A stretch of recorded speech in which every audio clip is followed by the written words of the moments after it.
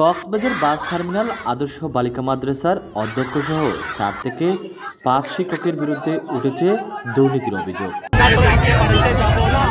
সব অনিয়মের বিরুদ্ধে প্রতিবাদ ও অধ্যক্ষসহ অভিযুক্ত শিক্ষকদের পদত্যাগের দাবিতে বিক্ষোভ সমাবেশ করে অত্র মাদ্রাসার শিক্ষার্থীরা। এ সময় শিক্ষার্থীদের দাবির সাথে সংহতি প্রকাশ করে বিক্ষোভ সমাবেশ করেন অত্র মাদ্রাসার বিভিন্ন শিক্ষকরাও।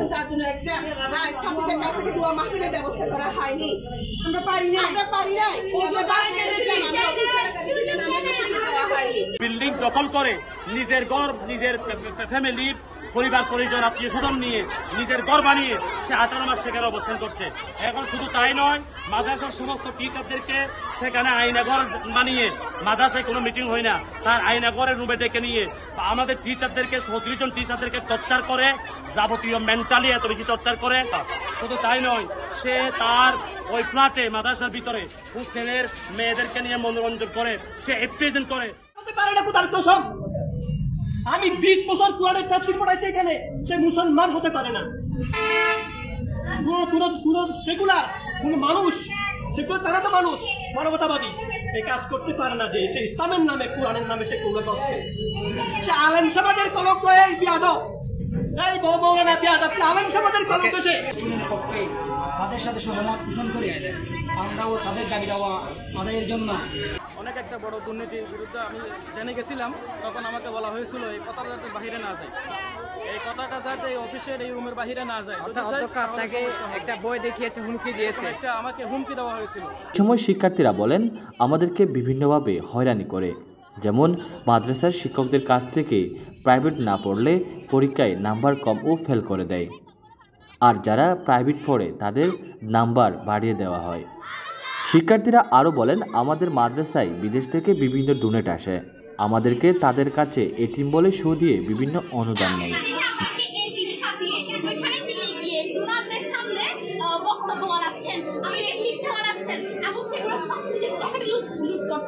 যেগুলো মাদ্রাসায় বিনিয়োগ না করে তাদের পকেটে আত্মসাতের অভিযোগও করেছে অত্র মাদ্রাসার শিক্ষার্থীরা। বেশি বেশি মাসিক ফি এবং পরীক্ষা নিয়ে তাদের পকেটে ঢুকায় মাদ্রাসার শিক্ষার্থীরা আরও বলেন, আমাদের কাছ থেকে হাতিয়ে নেওয়া জিনিসগুলো পরবর্তী আমাদের কাছে আবার টাকা দিয়ে বিক্রি করা হয়। এছাড়া একাদশ শ্রেণীর 2 শিক্ষার্থী অভিযোগ করেছেন যে তাদের মতের বিরুদ্ধে গিয়ে তাদের অজান্তে জোর করে ভর্তি করাতে বাধ্য করা হয়েছে বলে অভিযোগ পাওয়া গেছে। শিক্ষার্থীরা বলেন, দাখিল এবং আলিম পরীক্ষার পরে পরবর্তী ক্লাস ওখানে না পড়ে অন্য প্রতিষ্ঠানে ভর্তি হওয়ার ইচ্ছা প্রকাশ করলে ওই শিক্ষার্থীদের প্রশংসাপত্র এবং টিসি দেওয়ার সময় বিভিন্নভাবে লাঞ্ছিত করার পাশাপাশি হাতিয়ে নেয় মোটা অঙ্কের টাকা।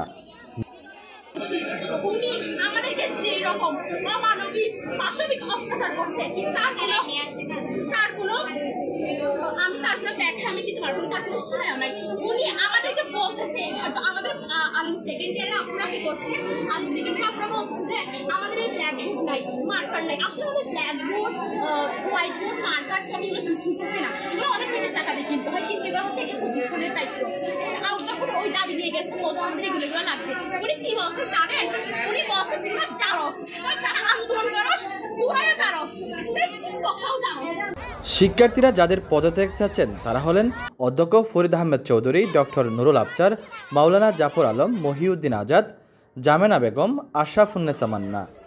এই সময় অধ্যক্ষের বিরুদ্ধে আরও অভিযোগ করেন অত্র মাদ্রাসার শিক্ষক হেলাল উদ্দিন, মাওলানা আবুল ফয়েজ, রেবা মেম, মুক্তা মেম, মনোয়ারা বেগম, সাবেক শিক্ষক কেফায়েতুল্লাহ, সাবেক শিক্ষক আল মাহমুদ সহ আরও অনেকে। তারা বলেন, আমাদেরকে বিভিন্নভাবে হয়রানি, অমানবিক নির্যাতন করেছে অধ্যক্ষ।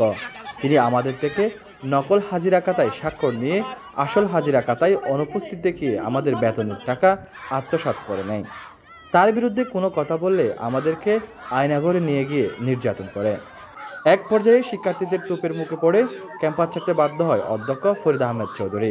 ক্যাম্পাস ছেড়ে চলে যাওয়ার সময় শিক্ষার্থীদের ভুয়া ভুয়া বলে স্লোগান দিতে দেখা যায়। মোহাম্মদ ইরফানুল্লাহ, STN, কক্সবাজার।